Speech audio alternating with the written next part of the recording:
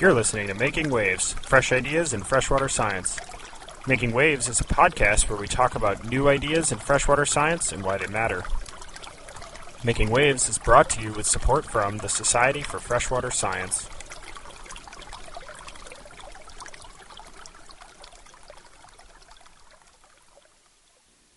Joining me today is Dr. Soren Brothers.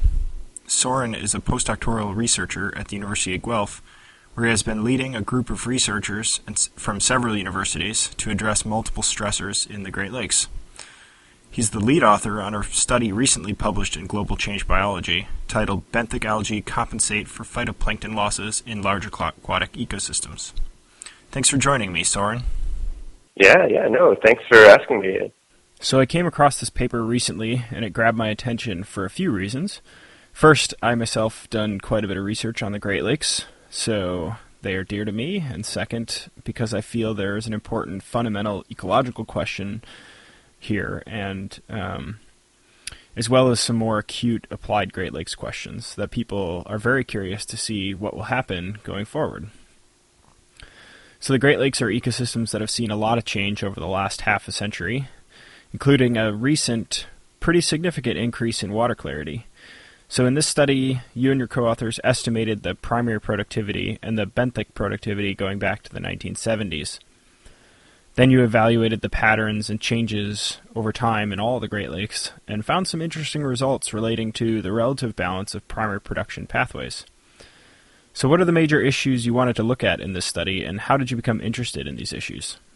The background for me going into this paper is I did my PhD in Berlin, Germany, working with shallow eutrophic lakes and looking at specifically, they're, I guess, on the forefront of everything is kind of trying to integrate the benthic zone, primary production, and all these benthic processes with what's happening in the pelagic, with the water column. And so, I've been doing these kind of carbon mass balancing exercises there and looking at algal production being a major part of it, in a lot of these cases, more than 50%. And then you look at the northern sort of Arctic lakes, and it's, up to almost 100% of the production is in the benthic.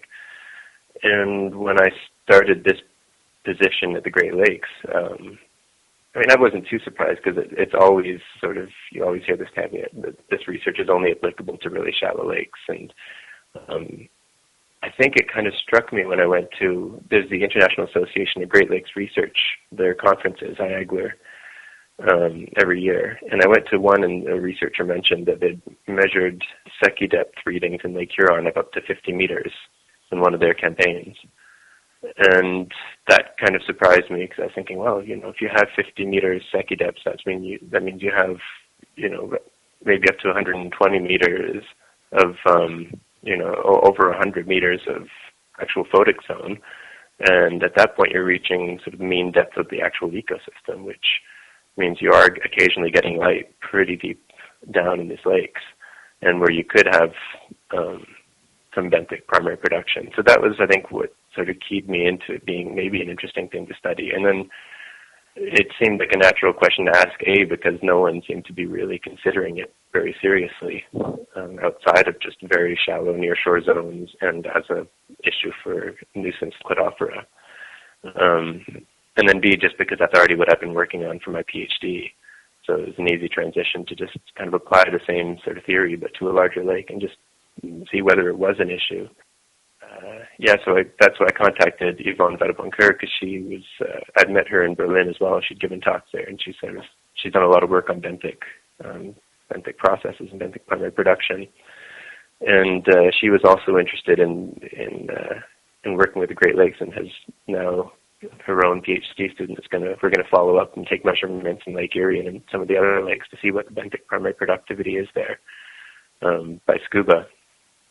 But she'd been working on Lake Tanganyika for a while, so she also had kind of large lake experience with benthic productivity and had seen it there being a pretty large, at least high rates of productivity, specific rates. In terms of the Global Change Biology paper, I feel like it's almost, in some ways, like a sort of back of the napkin style modeling of just seeing, okay, what rates are there published, and we could only find, 4 or 5 or 6 studies over the last 30 or 40 years that actually measured the benthic productivity rates. And then we took those range of rates and just looked at the changes in the published Secchi depths or light attenuation properties of the waters, and put it together with the bathymetry just to see what range we would be looking at and whether it was feasible that benthic primary production would compensate. So you mentioned that you took a modeling approach, which makes sense as estimating productivity across the Great Lakes is logistically challenging. There are some data available, though, as there are a lot of different institutions and agencies collecting and publishing data from around the lakes. Could you talk briefly about the approach and where you got any data that you used to inform your models? It's a pretty simple approach we used. It's kind of scary using a very simple approach, but then we figured that could be its strength, too, in not having too many sort of crazy assumptions in there. So we tried to keep that as simple as possible in some ways, and we based it on, there's a fee model which has been originally published in the 70s, and it's been since then tested and used in a lot of different studies. And so that's seen, and that's just modeling phytoplankton productivity based on biomass and water clarity. And that was developed in Lake Michigan, I believe, originally. And now it's kind of the standard for measuring for estimating gross primary production in the lakes. For the benthic, it was a bit more difficult since there's nothing that's like that's been tested in the Great Lakes. So, but Yvonne had published a benthic primary production model that just used water clarity, basically, and it's actually derived from that fee model. So we figured that would be kind of nice, so we could compare them, and they're both from the same modeling. I mean, one of the main issues we had coming up is that the pelagic, or the phytoplankton productivity model, uses biomass, and it doesn't really make sense to do that for the benthic productivity model, since typically you can assume that the sediments are not nutrient-limited zone, and there's not really a good relationship between biomass and benthic primary production. It really is, it seems to be in natural systems just the light, just related to the light availability.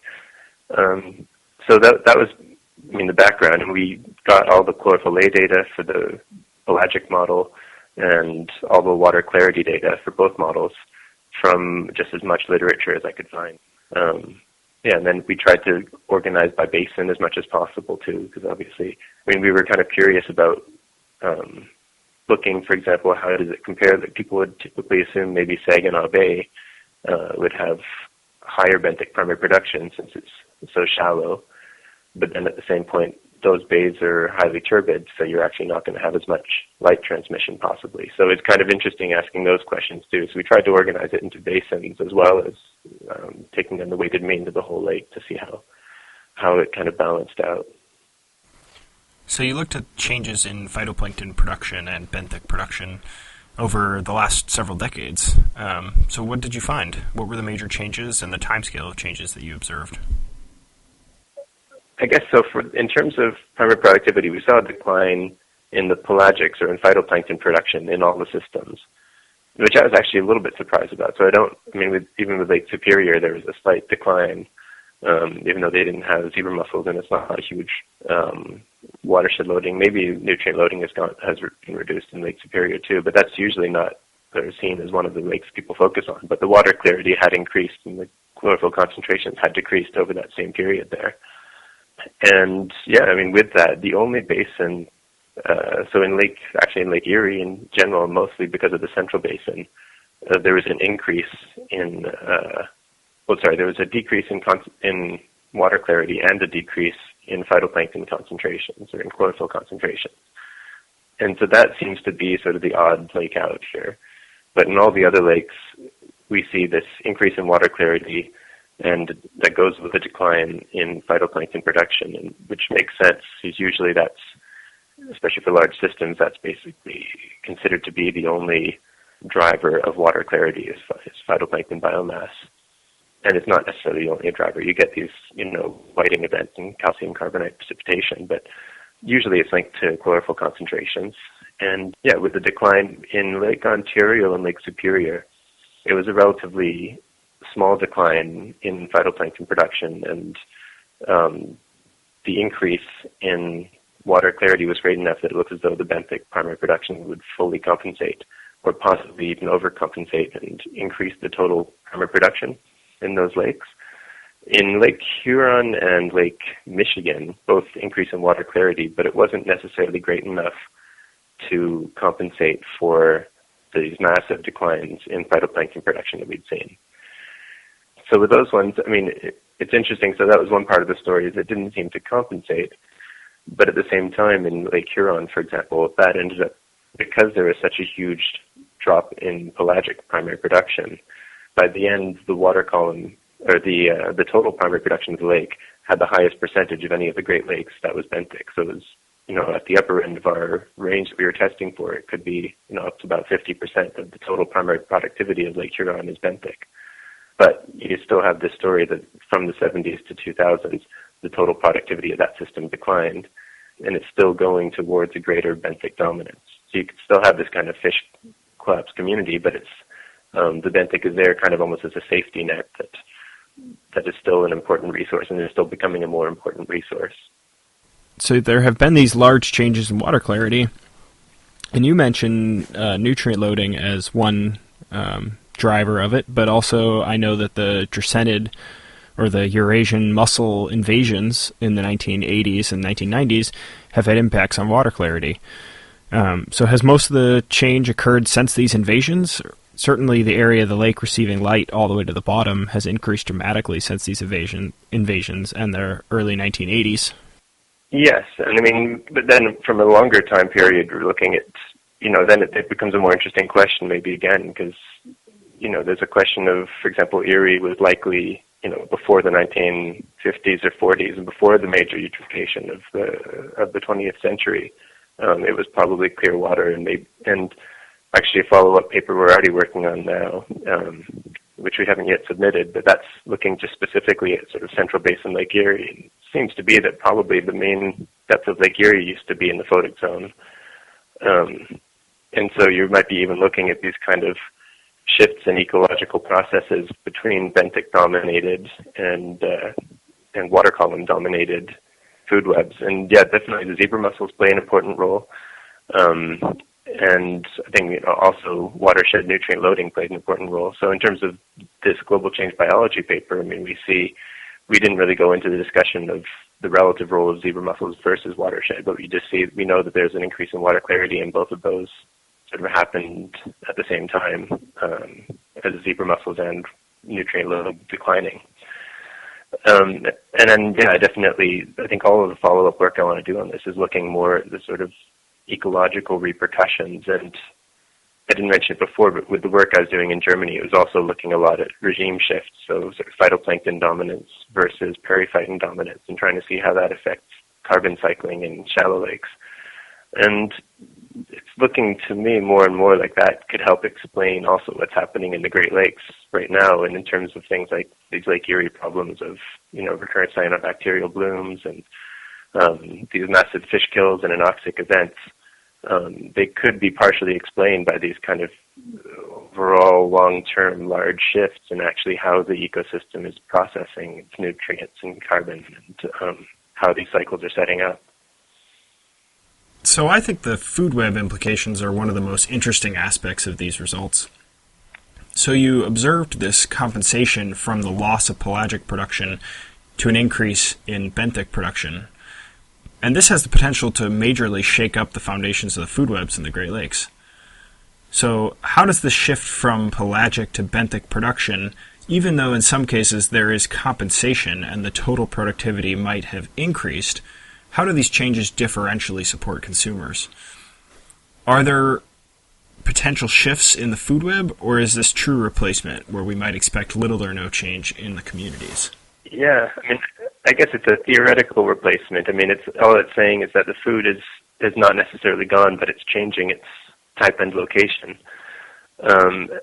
In terms of what that means for the food web, I would imagine you could still, I mean, I'm not an expert in fish and macroinvertebrates, but I mean, I would suspect or expect that you'd have, for example, maybe a collapse of a pelagic feeding fish population, and then maybe a slow increase in the benthic feeding fish population or something like that, where, you'd see the community change or shift. And then, if you have an adaptable community that can feed in either habitat, then those are going to be maybe the sort of stronger surviving communities in terms of it. And I haven't looked to see whether there's data on the Great Lakes that would support or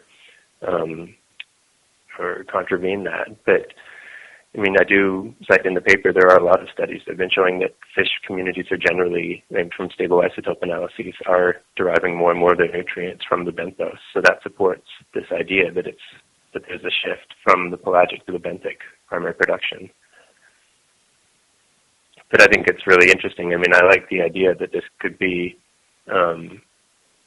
thinking about, what's happening over these kind of longer timescales. And most PhDs or master's studies just are kind of limited within a 2, 3, or 4 year window of what they're actually working on, but kind of taking a larger, broader view and thinking, okay, maybe there's something really slow happening here over the last 40 years, and maybe we're only just seeing a small part of it, or just the beginning of it. Maybe this is ongoing. So it's kind of nice to think about these in terms of those ecological endpoints, so like the restructuring of the actual communities.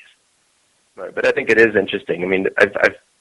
I like this paper just in the sense that I feel as though it opens up a lot of other questions. Because I've seen in all the work I've been reading on the Great Lakes since I've been here. I've been working on this since the end of 2013, and even just going to these IAGLR conferences, it feels as though people in the Great Lakes science community, there's generally people are almost scared to kind of consider that anything benthic could be happening at full lake scale.